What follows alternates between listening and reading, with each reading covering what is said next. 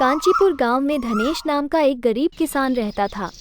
दिन भर वह अपने खेतों में मेहनत मजदूरी करता और जो भी मुनाफा होता था उससे ही वह अपना घर चलाता। उसका एक ही सपना था, अगर मैं बाबूजी का लिया हुआ कर्ज चुका पाता तो उन्हें बहुत खुशी होती। परिवार में उसकी पत्नी और रमा नाम की एक बेटी ही थी। धनेश के पिता ने गांव के जमींदार से अपने इलाज के लिए कर्ज लिया था और कुछ ही दिन बाद कर्ज चुकाए बिना मर गए। अब कर्ज का बोझ धनेश के माथे पर आ गया। गांव का जमींदार धनेश को हमेशा नई नई धमकियां दिया करता था। वो चालाक होने के साथ साथ धूर्त भी था। एक दिन वो फिर धनेश के घर आ धमका। कहाँ छुपकर बैठा है?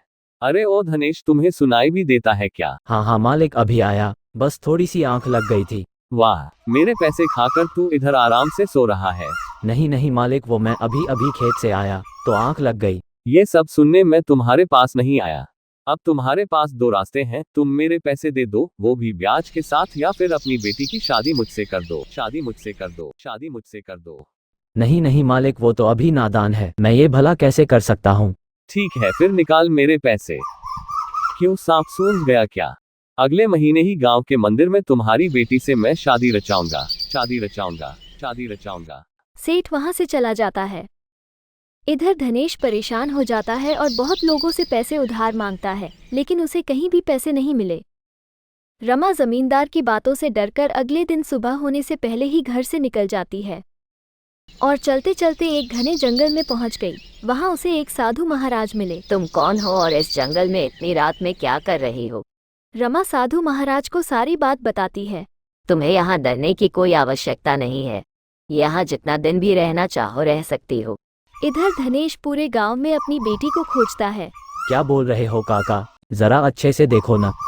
जमींदार को भी इस बात की भनक लगी तो वो भी धनेश के घर आ धमका। साले, मुझसे चालाकी करता है, बोल तूने अपनी बेटी को कहाँ छुपा कर रखा है? तुम्हारे कारण ही मेरी बेटी घर छोड़कर गई है।